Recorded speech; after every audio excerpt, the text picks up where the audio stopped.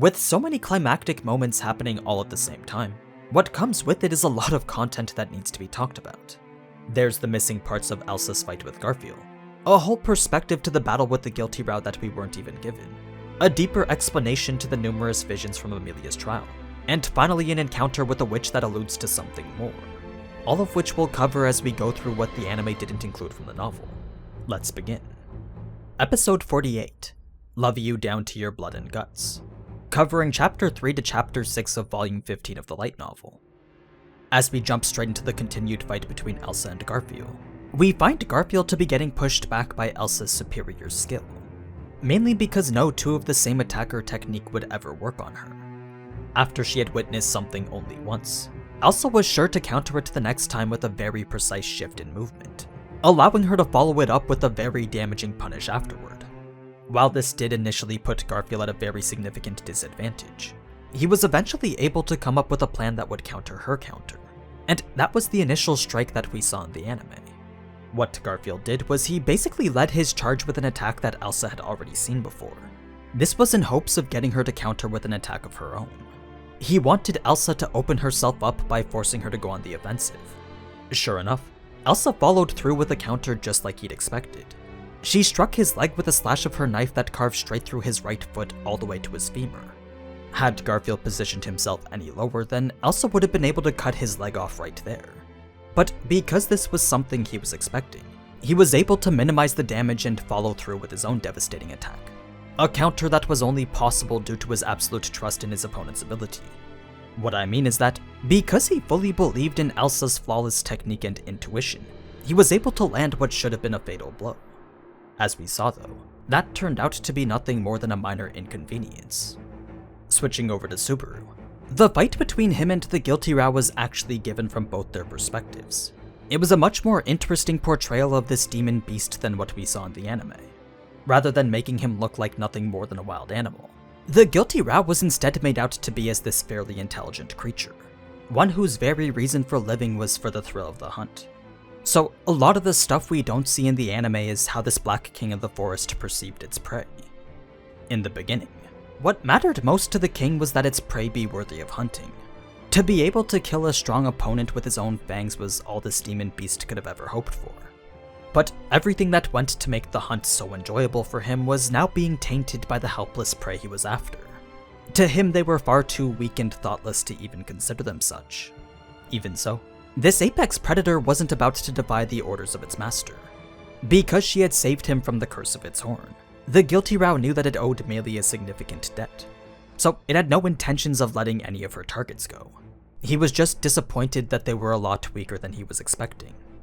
As the Giltirau tracked the sound of their footsteps throughout the mansion, he moved with a level of agility that showed why he was worthy of the name Shadowline. Then, as soon as he believed he had finally caught up, he turned the corner and swung his claws in an attack that he knew was sure to hit. But rather than there being a bloodied corpse like how he thought there to be, what he found instead was absolutely nothing. The presence he was tracking had completely vanished. It was now coming from a completely different direction. Seeing as how he'd just been played, the king felt that maybe his prey wasn't as weak as he initially thought they were. Perhaps they were fools actually worthy of dying to his fangs. So once again the Giltirau commenced his pursuit. When he finally caught up to the footsteps for a second time, standing before him was actually one of the targets he'd been chasing. But it was right as he found him that he also heard his master calling for him. As much as he felt compelled to follow her orders and leave, he also didn't want to let the prey standing in front of him get away either. So the Giltirau decided that it would dispatch the target quickly, then go back to melee after.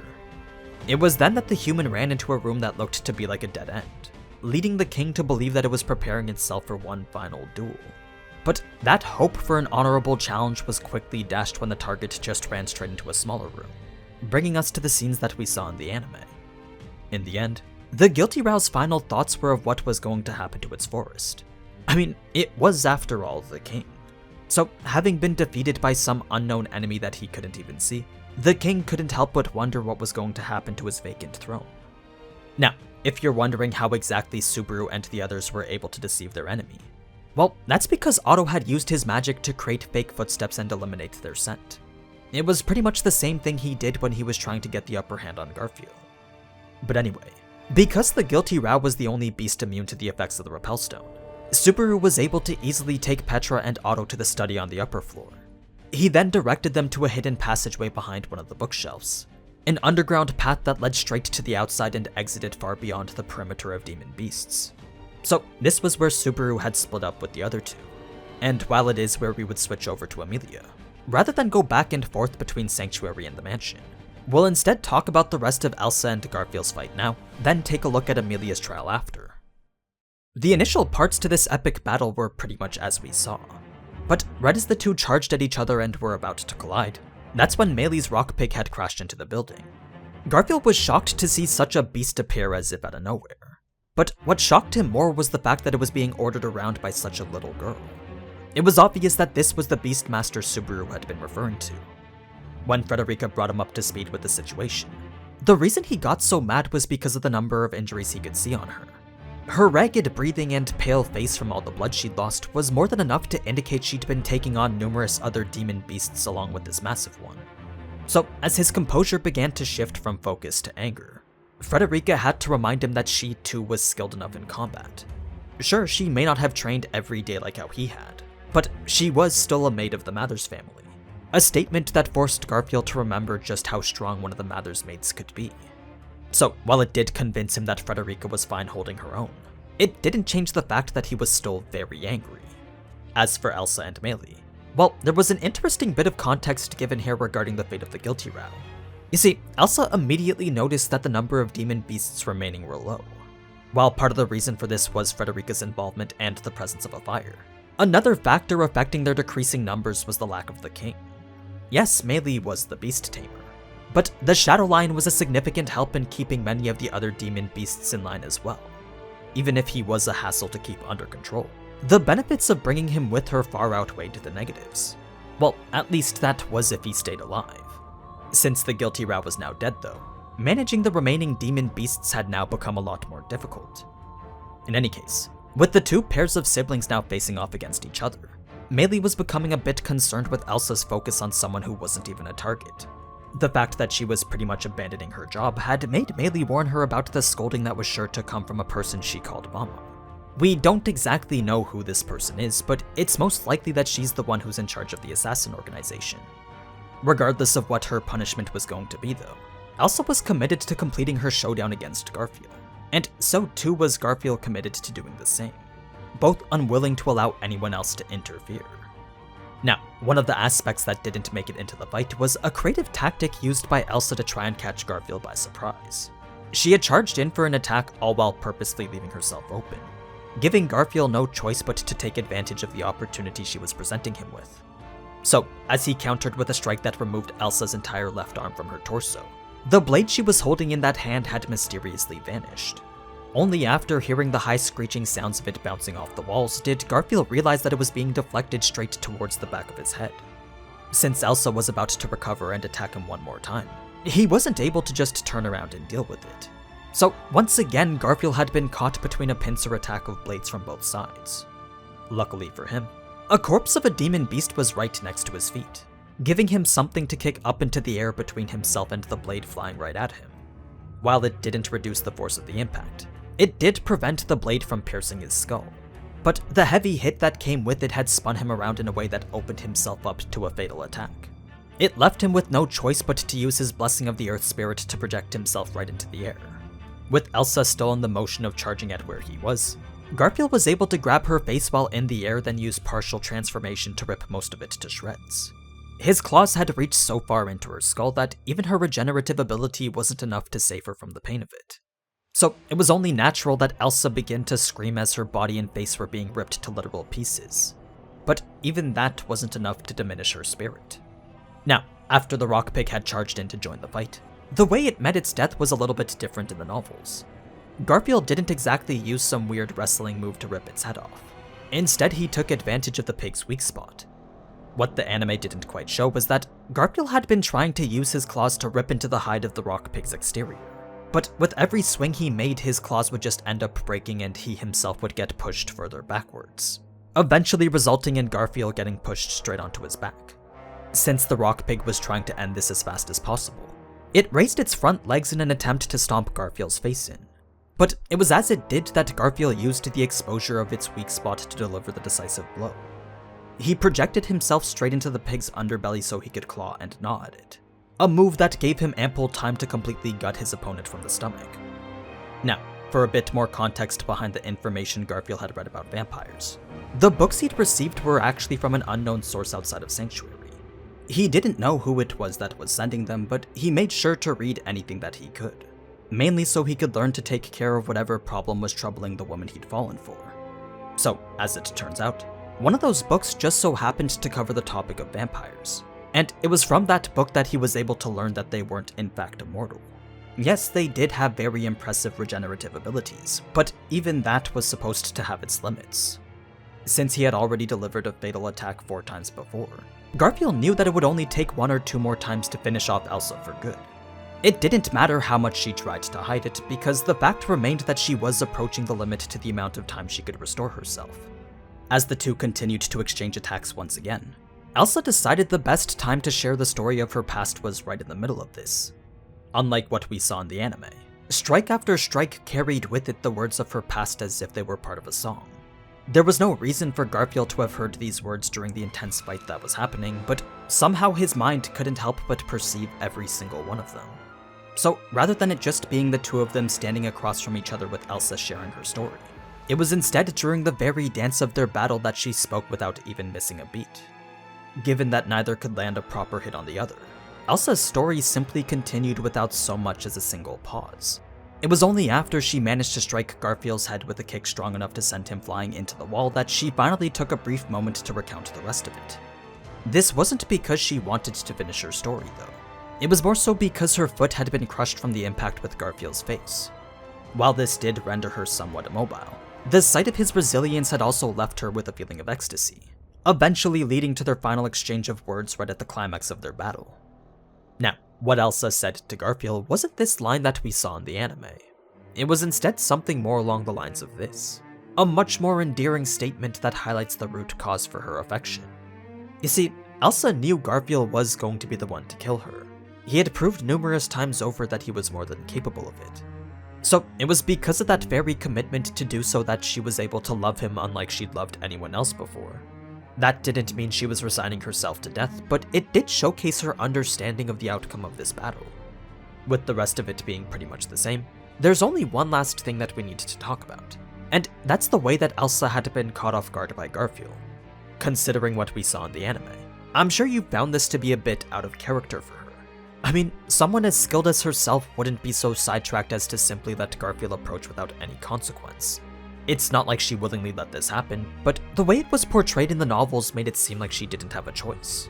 You see, Emilia getting caught up in the rubble forced Elsa to abandon everything she was doing to go and save her.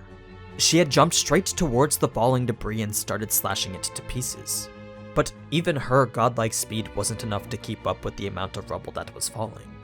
So it was as Elsa was occupied with that Garfiel saw an opportunity to close the gap on her, leaving Elsa with 0 time to counter or even dodge.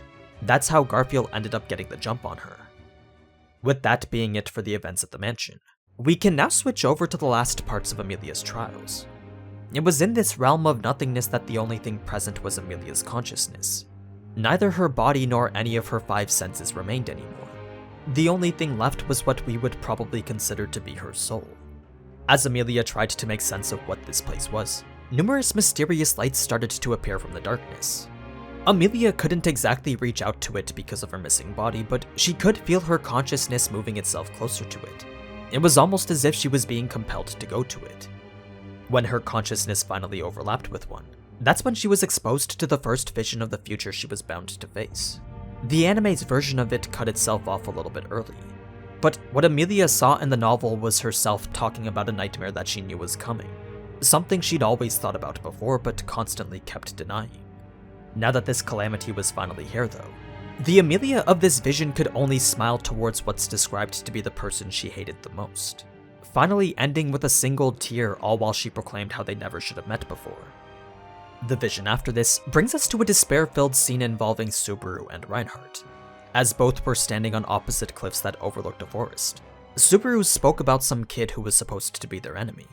He then followed it up with a peculiar line regarding how he might not be able to save Reinhardt. which makes you wonder how exactly Subaru was going to do that. In any case, both seemed rather torn on what they were supposed to do. But it was Subaru who was most upset with Reinhardt for having saved him. When Reinhardt extended his hand to assist Subaru from the cliff that was opposite him, Subaru just kept his back turned and said what we saw in the anime, ending the second future that was sure to be brought from Emilia's choices. Now, with more and more lights appearing before her, Emilia resolved herself to face each and every single one of them. She would bear witness to every calamity that awaited her. While the anime made it seem like all of them were happening at once, what she was actually experiencing was individual visions just like the first two, each showing a tragedy completely different from the last. But the way they were shown in the novels was only through the one-liners like how we saw in the anime. If you're wondering which character said what, well, Wilhelm's voice was the one right after Subaru's. Then following that was none other than Petra. Yes, her voice was a lot more mature, but that was in fact Petra who was talking there. It was after this that Rom was the one talking about his granddaughter. Then Al was the one apologizing for not being able to kill someone. This was then followed up with an additional line of him saying how he was going to keep that person to himself for all eternity. As for the next one, I'm sure you could tell that it was Otto talking about being left in the cave. Then immediately after was Cruz shouting about how she refused to die to a curse. Priscilla was the voice talking about winning, and Ram was the one speaking about the kind nature of the person she wanted to kill. With Julius being the voice that refused to bend the knee, it only makes sense that Anastasia's was the one right after his, both of which were then followed by Garfiel. The rest of them were Roswell, Frederica, Felt, and Felix in that order, finally ending with Rem and Subaru in the last vision she had to go through. When Emilia awoke in Echidna's dream world after, there was something odd about the arrangement of the table in front of her. Not only were there 6 vacant chairs currently present, but there was also an equal number of cups and treats laid out as well, some of which were still half filled with tea. So all of this went to indicate that up until recently the witches were having a tea party. Anyway, once Minerva had appeared behind Emilia, her immense aura and intimidating presence had caused Emilia's entire body to go completely numb. It didn't take more than a second for her to understand that this was a being beyond her own comprehension, an existence she felt was powerful enough to completely annihilate every fiber of her being. That much was easy to sense from the presence of such a dense layer of miasma. That said, this was the standard reaction for any normal person, which is why Minerva ended up making a comment about Subaru. She didn't exactly say his name, but she did mention how the boy with the foul look was the only strange one, likely in reference to how nonchalant he was when it came to dealing with the other witches. It was immediately after Minerva hinted at Subaru that Emilia's head perked up. She then proceeded to ask if he was the one she was talking about, a question that Minerva indirectly answered by saying this. Whatever it was she was implying here, it's obvious that there's something much bigger going on involving Subaru and Emilia, something that only the witches seem to know about. But anyway, it was after this question that Minerva followed up with one of her own. She wanted to know how Emilia felt about Subaru. So Emilia went on to tell her all about how Subaru said she loved her. It was for that reason that she was able to see him as someone who was very precious, while Minerva seemed to dismiss this answer as if she didn't care. The way she spoke indicated otherwise. It was almost as if she seemed a little bit relieved or something. As the two continued to talk, Emilia slowly became more comfortable with the incomprehensible being standing behind her. But when she asked if she could talk face to face with it, she was met with a statement of denial that seemed to carry a lot of weight with it. There wasn't any hint of a lie when Minerva said that her fists had let many people die before. So Emilia decided not to push the issue any further. Instead, they went on to talk about Echidna and the final trial. While Echidna did accept the results of Emilia's trials, she couldn't be bothered to follow through with the rest of it. So that's why Minerva was here instead. She was filling in for Echidna's position as the administrator.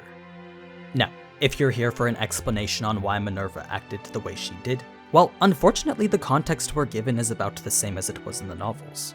The only difference was the peculiar existence of Minerva's heartbeat despite her supposedly being dead. There was also a moment towards the end where her wrath was starting to come out. Though Emilia thought that she'd done something to make her mad, this was more so just Minerva acting the way she normally did. That said, there was something about these words she said and the way she said them that just seemed so very nostalgic to her. So I'm sure they were meant to allude to whatever pre-existing relationship there was between them. Anyway, it's after this that we get to the part with Emilia releasing the barrier. but part of what was cut from here relates to stuff that will most likely be shown later. So I think here's a good spot to end the episode, then once we come back next week we'll pick things up again from the beginning of Ram's fight with Roswaal. But yeah, as always, thank you so much for watching, and if you enjoyed this type of anime content then you already know what to do. So until next time, ciao.